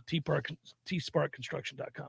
I am going to be speaking here mere moments with our good friend Irash Fell, warchant.com, and look forward to it, in fact, because it's a fun week, as we were talking about. You know what else is interesting, as we note here? Well, I guess maybe I should save it. Want to save it to the NFL? No. Oh, man. Keep going. I'm dialing. No, it's all right. It's all right. If we got to hold to the next one over, then I'll just point out that Kansas City's in trouble. And I'll make this an NFL segment because, my goodness gracious, those are a lot of problems to get fixed. A lot of problems. Week 7 was an interesting week because you had results that now, I guess, confirm certain suspicions and also create new questions. For starters, I think we would all go to that Kansas City game before we went anywhere else. They've got a lot of problems, and now you want to know how many of those are fixable. I guess I'll get back to that because I think we're good with Ira. But I do want to get into the NFL when we get done with this segment too, because crazy weekend. Easy weekend for the Bucs, weird weekend for a lot of other teams. We'll get to it momentarily. We got Ira on the phone now. That's a good thing. He joins us. Hello, good sir. How are you? I'm good, man. How are you doing? I'm good. I'm in a great mood, man. I did not think I'd be in a great mood Clemson week, like before the season, after week 2, after week 3, after week 4. But here we are.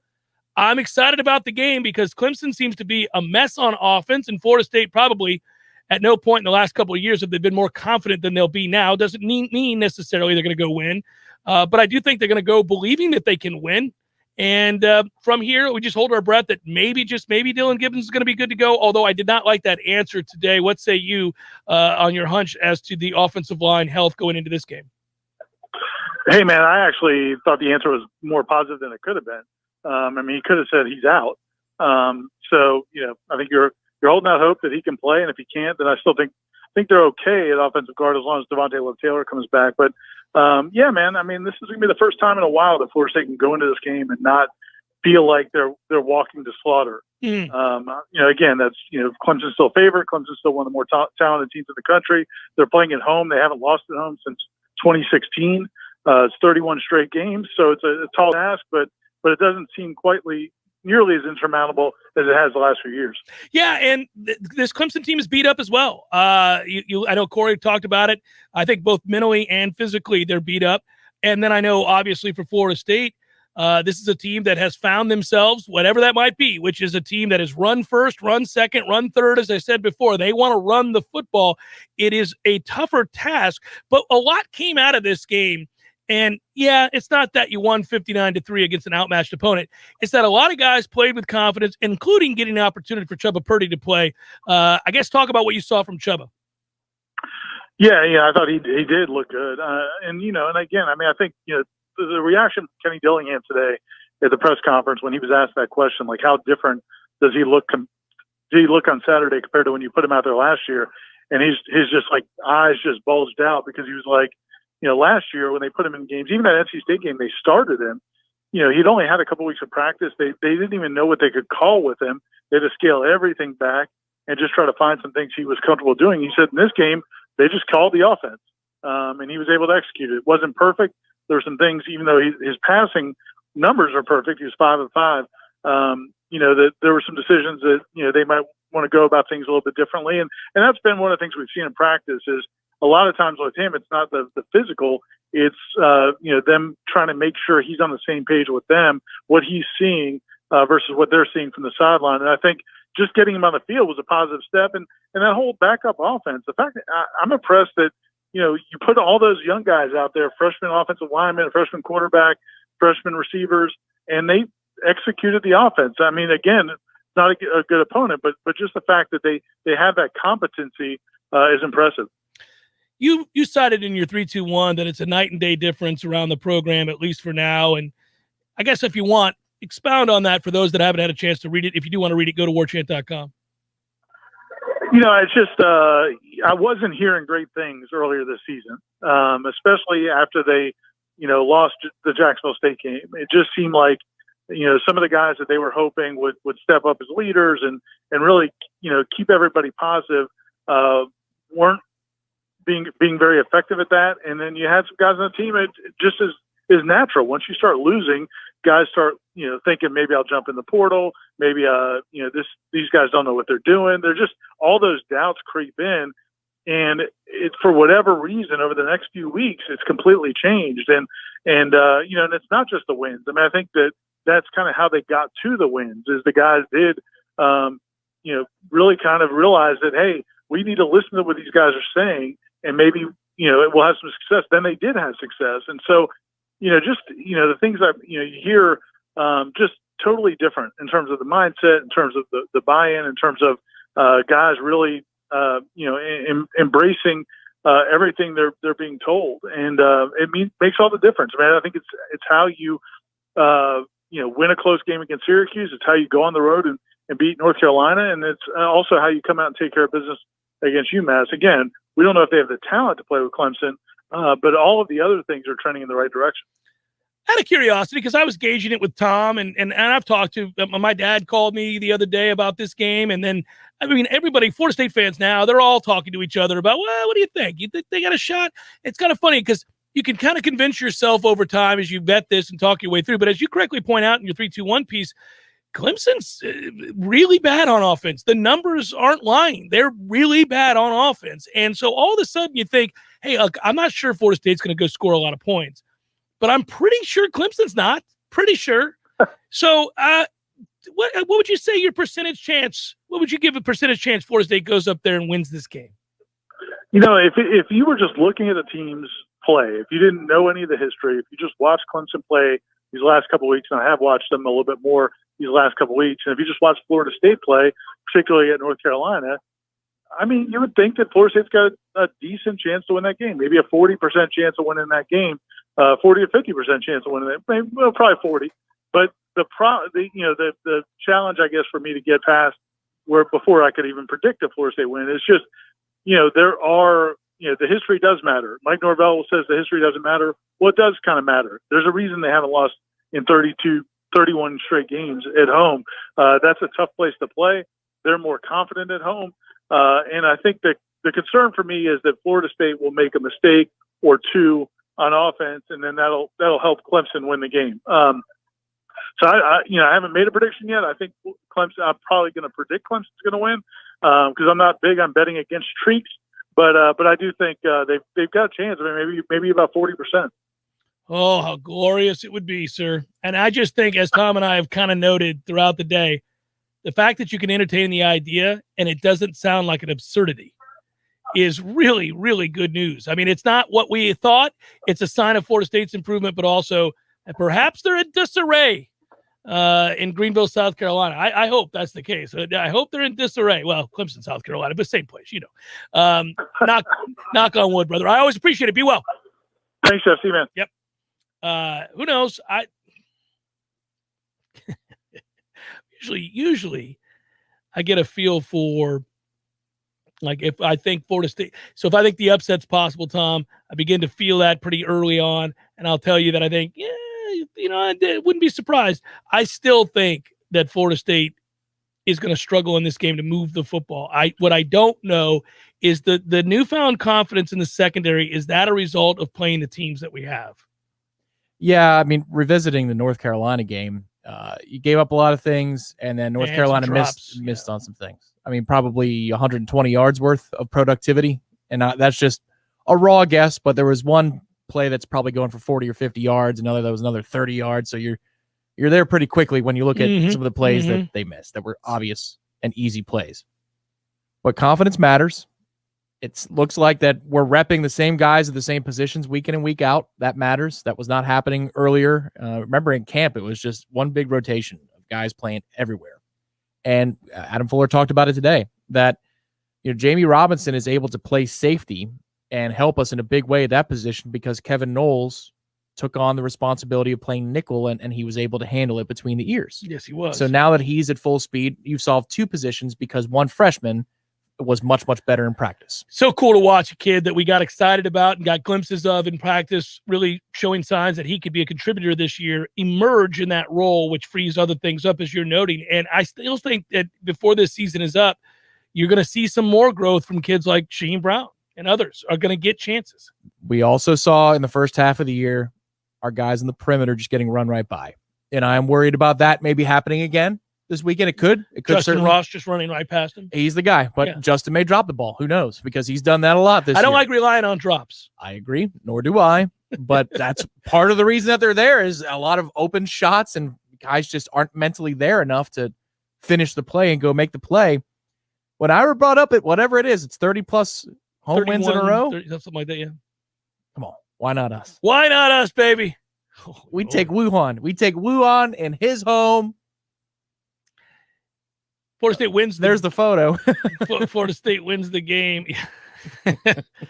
Wuhan wins the game. I mean, Wuhan loses the game. Florida State wins the game, and it's 4 straight.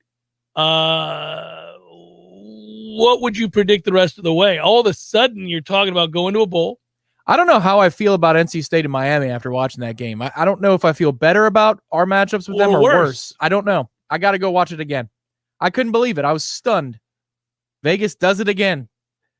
They do, and we predicted that we were seeing something that we didn't, that we were going to get blindsided. But we're like, I'm going to bet it anyhow. Because, damn it, I don't see any evidence that Miami's going to fight. Well, Miami did fight. They also had that one break where the kid's helmet is off, and that recovery with a short field gets wiped away. They had to replay the down. It's that huge. Was tough. Yeah, it was tough. They also benefited greatly from, 10 drops. Mm-hmm. Yeah. But they did sling the ball around the lot. And they ran it with physicality. Yeah, they did. Right at NC State. And they were able to do some things. That was kind of interesting. Van Dyke looks okay. He looked good. Yeah. He looked downright good. That's a problem. It was unsettling. I didn't like it. Both of those games are here. Now that matters. That does. What I would tell you too is maybe Miami goes on the road and gets pasted by Pitt, and because that's who they play this weekend. Mm-hmm. And if that happens, maybe they sink back to a place where they don't really want to fight. It'd be interesting. And watch that game with oh, come on now. Yeah. Don't tell me you looked into this Van Dyke guy. Yeah, don't fall into this, right? Your quarterback, your all-world transfer has been there for 5 years, even though it's his second institution. Mm-hmm. He goes down and De'Ara King's done, and this guy is going to be the solution. Well, they'll do us like that.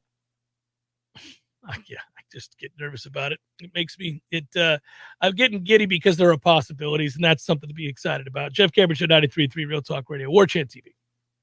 Your local news now. A 17-year-old boy was killed in a crash on I-10 eastbound in Jefferson County Friday afternoon. The sedan he was driving left the roadway and then hit a tree on the south shoulder of I-10 eastbound near mile marker 217 around 4 p.m. on Friday. The driver was pronounced dead at the scene, and his passenger, an 18-year-old from Tallahassee, was transported to Tallahassee Memorial Healthcare with serious injuries. The Georgia Bureau of Investigation and the Roswell Police Department are asking for the public's help in identifying additional sexual assault victims in an ongoing investigation. It is believed these victims are located in several cities across Georgia. On August 31st, Roswell officers began an investigation regarding the sexual assault of a child in early 2020 at the Fulton Academy of Science and Technology. The investigation led to the arrest of 63-year-old Robert Vandell. Vandell was employed as a science teacher at FAST at the time of the assault, and the victim was a student in his class. This is Rachel Lene with your Real Talk 93.3 local news update, brought to you by McEnmore Systems, Tallahassee's go-to Mac store. Check them out online at McEnmoreSystems.com.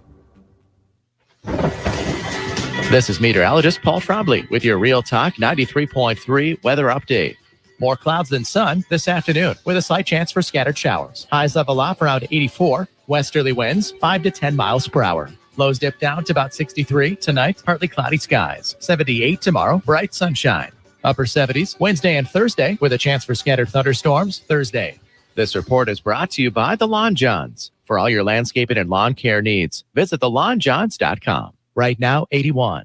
There are endless options for storage sheds, carports, and gazebos from Southeast Portable Buildings. Put all your lawn equipment in new sheds so you can get that pool table and flat screen TV in your garage. Convert a storage shed into your very own happy hour place. 2 for 1 all day long. Want to try your hand at brewing your own beer? Get yourself your own brew barn. Looking to grow marijuana and get in on the game? Get yourself a grow shed. From she sheds and man caves to repair shops and trophy rooms, the possibilities are only limited to your imagination. Visit Southeast Portable Buildings today.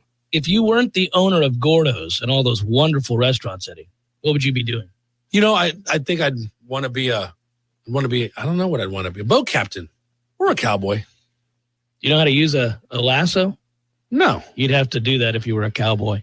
Yeah, but I've never even been on a horse. It's not my place to be on a horse. I agree. And the horse thanks you. Gordo's, bringing the flavor and flair of Cuban food to Tallahassee since 1996. Here's what you missed on the Greg Tish Show. Charlie Crist, he's running for governor. To mention the governor, I'm tired of it. I'm sick of it. And we see it in presidential. We see it all the time. It's the new norm. We even saw it in local.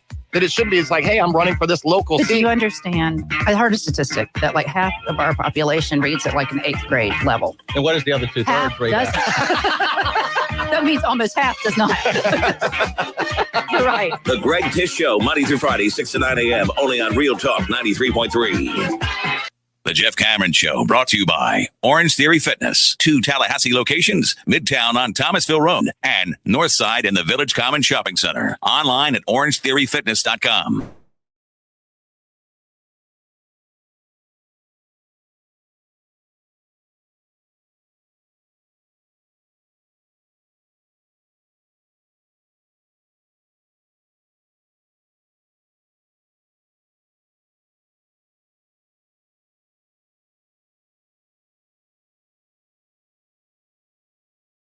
You some. They've had a good couple of weeks in Haven't Tennessee. they? Good Lord. Yeah. Derrick Henry does not look to be any worse for wear, despite all the usage in the last couple of seasons. Yeah, I kind of agree with my mom. I think more than most players in the league, I may be a bigger fan of watching him play every week than almost anybody else. It's just fun. It's just a Mack truck. Now, that wasn't necessarily the reason they won this game. I mean, my goodness gracious, Patrick Mahomes was awful. Thanks for the QBR of 6 from Mahomes. That'll hurt your feelings. You're just constantly waiting for the run. It's 27-3. Tennessee's kind of stuck on that number, and you're just waiting and waiting for Mahomes to put together 2 touchdown drives in about 8 minutes of clock. They get a stop somewhere in between. Never materialized. Yeah, and the game actually was 27-0 at the half, right? So, like, thanks for the 3 points for the rest of the day. I mean, that's just nuts. Their offensive line, which they retooled in the offseason, Kansas City, is not any better than the one that got dismantled by the Tampa Bay Buccaneers in the Super Bowl. In fact, some of the numbers suggest they're worse. So they spent gobs of money on this offensive line, and it sucks worse than the one that got crushed. That is devastating. It really breaks my heart to see. Just terrible to watch a team like that be 3-4 with no real upside. Meanwhile, things in Tampa look impressive. Easy breezy. Every Even when they're week. not firing on all cylinders, they don't have full health. Every week. They're fighting through the injuries, playing over them, producing past them, and winning football games in a nice, convincing fashion. Most confident quarterback in the league. Would it be an overstatement if I said to you that I think it's Joe Burrow? No. He threw for 416 yards and 3 touchdowns against Baltimore. And every time I watch him play, I agree with the announcers who point out that doesn't it seem to you like he plays as if he's a man who believes without question he is the best player on the field? Yeah, and he might not be the best player on his offense. But he believes it. Yeah, but he And, believes. I mean, yeah. and he's certainly, and Jamar Chase is going to win Rookie of the Year. So, yeah, things working out. He's got that unfazed look about him. Always. And that's after being injured, long-term injury from an NFL pass rush affecting him and, busting up his leg. He shows no signs that that's happened to him early in his career. And that's rare. That happens to a young quarterback. The first impression of the NFL is painful, literally painful, when they've been, very good for most of their lives. You might see a little bit of shakiness. There is no shakiness in what Burrow does because he started the game throwing and completed at 50%, and the yards per attempt were down around 4. Stay the course, and then boom, here we go. So in the offseason, Carolina was said to be the one that was pursuing Watson most aggressively. And then the 22 civil lawsuits alleging a sexual assault and inappropriate sexual behavior happened. And they kind of backed off, as did the entire league. And instead, they ended up signing Sam Darnold. That'll hurt your feelings. Yeah, they're in on it again, though. I just saw the latest update. It feels like, for Game of Thrones fans, it's like the White Walkers. They're eventually going to get there. All I hear is trade talks intensifying, on the brink, intensifying, about to happen, should be done. Finalists are Carolina has emerged as an equal finalist with Miami, apparently, according to Ian Rappaport. So it's just something to watch. It's fascinating. I mean, so Sam Darnold got benched over the weekend. His quarterback rating at the time that he got benched was better than that of Patrick Mahomes. That's an awesome stat. That is really pretty stunning. The crazy stat of the weekend. We talked about this on the Scuttlebucks. Mm-hmm. Tom Brady had 6 consecutive incompletions yesterday against and some misses on wide open throws against the Bears, including a touchdown to O.J. Howard in the back of the end zone that was, 10 yards off. That is tied for the longest streak in his career. He's played for over a generation, and the longest run of incompletions consecutively he's ever had is 6. That's pretty amazing. What in the world? He's had so many anonymous wide receivers in New England over that 20-plus years that you would think surely when you can't name anybody, pick him out of a lineup, who are the 5 targets he's throwing to if they go empty, that he's had 8, 10 incompletions in a row. Nope, never in 20-plus years. That's absurd. It is absurd. It is exciting. It is fun to just ho-hum go into weekends as you're about to tune in to 93.3 Real Talk Radio and listen to the Tampa Bay Buccaneers and or watch, knowing that in all likelihood, it's going to be a win. Matthew texted me yesterday because I guess he was driving around and old Gene was talking about the cannons again. Oh, he said, obsessed. Do I hear cannon? I do. I hear cannon fire. Well, he also got mad at him earlier in the game when we scored. That's a touchdown. Where are the cannons? Yeah, he was mad. He did? I was like, let's go. Yeah, he was like, they were slow on the draw. He felt like they were a little slow in firing the cannon. So that was good. Fire them cannons! Well, yeah, this has turned into a weird. We just got done doing the Scuttlebucks, the latest version. It'll be up. Podcast might already be up. Yeah, might already be up. But you should know that part of that is us talking about how, it's really strange to just look at this schedule and other than the Buffalo game, begin to think 15-2 is possible. Right, yeah. That doesn't stand to reason because the NFL, wear and tear, another injury in the secondary yesterday. Don't know that they're going to have anybody that can cover anybody before this year ends at this rate. Well, they're playing the Saints this weekend, so it's a good time to play the Saints if you got injuries in the secondary. Yeah, I guess. At some point, it is going to be an adverse effect. You got it. You can't keep picking up dudes off the street and hope that you're going to cover people. This is getting silly. Come back, wrap it up momentarily. Jeff Cameron, Show 93.3 Real Talk Radio, Warchant TV. This is Dr. James Ryan Finn from Finn Chiropractic, encouraging you to join us for our 5th annual Healthiest Chili Cook-Off. We're doing this November 10th on Veterans Day Eve to honor our veterans, and we are supporting Wreaths Across America. If you'd like to come and sponsor Wreath, enjoy some great chili, enjoy some great live music outside, please RSVP as a chef or a taster at finnchiro.com. That's FENNCHIRO.com, because your chiropractor loves you, and there's nothing you can do about it. Whitten Glass has been taking care of families since 1945. Experienced, reliable professionals who offer only the best, like Whitten's top-of-the-line bath enclosures. Eye-catching storefronts are a specialty at Whitten Glass, and they provide precise installation. Whitten Glass, Tallahassee's first family in glass. Online at whittenglass.com. Call 850-222-5781. Let me tell you what T-Spark stands for. It stands for strength, commitment, teamwork, and heart. We don't ever quit until we've got nothing left to give. Our team is unstoppable. Want a guaranteed win? Call T-Spark Enterprises for your next roofing or construction project. We conquer all peaks. TSparkConstruction.com. License number CCC 1331204. If you weren't the owner of Gordo's and all those wonderful restaurants, Eddie, what would you be doing? You know, I think I'd want to be I don't know what I'd want to be, a boat captain or a cowboy. You know how to use a lasso? No. You'd have to do that if you were a cowboy. Yeah, but I've never even been on a horse. It's not my place to be on a horse. I agree. And the horse thanks you. Gordo's, bringing the flavor and flair of Cuban food to Tallahassee since 1996.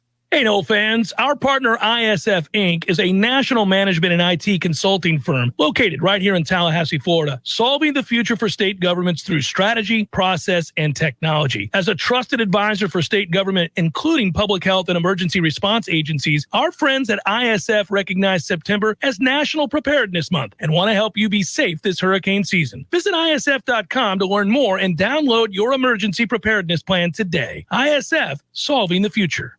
Live and living color and totally free. Subscribe to Warchant TV on YouTube, the digital home of Warchant.com. From the practice field to pregame and the phone calls afterwards, Warchant's YouTube channel is home to live programming like Seminole Headlines, Wake Up Warchant, The Jeff Cameron Show, as well as Trench Talk, a live Q&A with Noles offensive lineman Devontae Love-Taylor. Just search Warchant on YouTube and click or tap the subscribe button. That's it. It's totally free.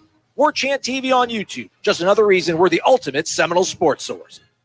The Jeff Cameron Show is a production of the Warchant.com Multimedia Network. Check out Warchant.com today for the latest news inside Florida State athletics. That's Warchant.com. Now, back to Jeff on Real Talk 93.3.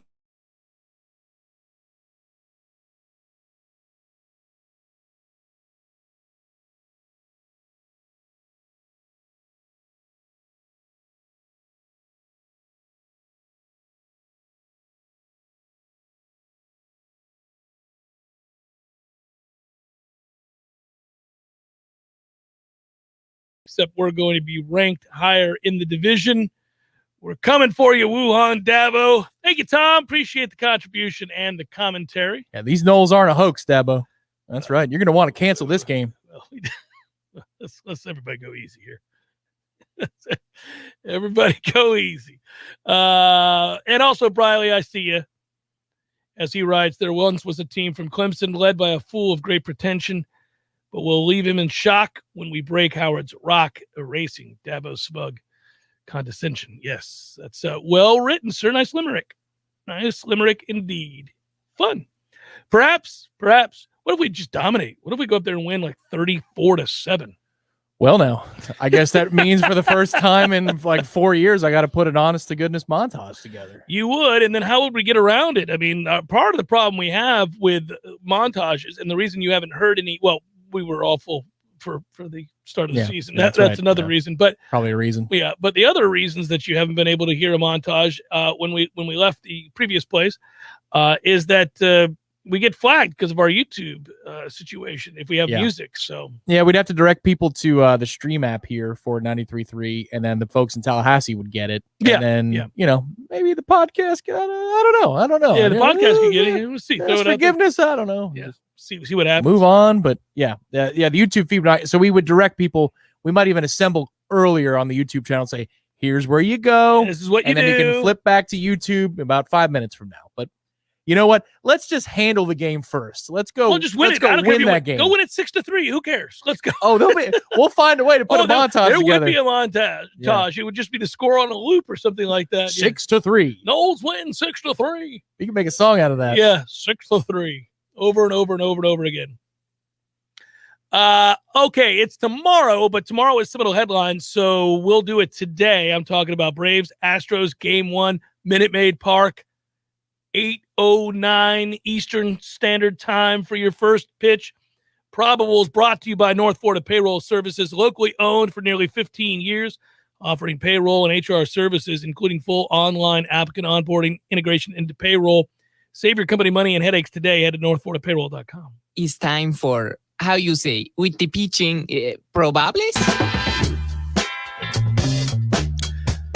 It's going to be fun around town, I think, tomorrow. If you think about it, a lot of great places to go. Corner Pocket Bar and Grill, Bumpa's, Gordo's. Maybe you find your way Horizons Bar and Grill, wherever you're going to go. You go have a good time and take in the game. This town will be a buzz. I know neither you or I relate as Braves fans. We're not. I think we're both probably pulling, if that's a strong word, for the Braves to win this series. There's no way you can root for the Astros. No comments. I got no comments. I'll be happy for friends of mine if the Braves win 4 more times. That's as far as I can go. I will actively root for the Braves. You have been. You've been getting emotional about their wins and losses. Well, first of all, those same friends are mine for the most part, and I love them. I want to see them get a win, and I can't. I mean, screw the Astros forevermore. The hell's that? Can't do it. If it was Astros Cardinals, what would you do? Oh, not watch. There you go. See, that's that. We're on that level then. Me and with this World Series. I'd probably. You know what? I might pull for the Astros. Yeah. I'm not pulling for any. I'm watching hockey, and then we'll see what happens. Well, it's the World Series. I'm going to watch the World Series. And moreover, my point is that I think around town it'd be a great atmosphere. Oh, yeah. Braves fans are pumped. Well, and if the Braves finish the job, then, I mean, who doesn't want to have champagne with Corey now after what he did for Florida State and Syracuse? And also, you correctly noted, that's a likable team. It is. It's a likable team. Astros, not so much. Not so likable. That will be Charlie Morton and Framber Valdez. 8:09 tomorrow. And that is a look at those that shall reside on the bump.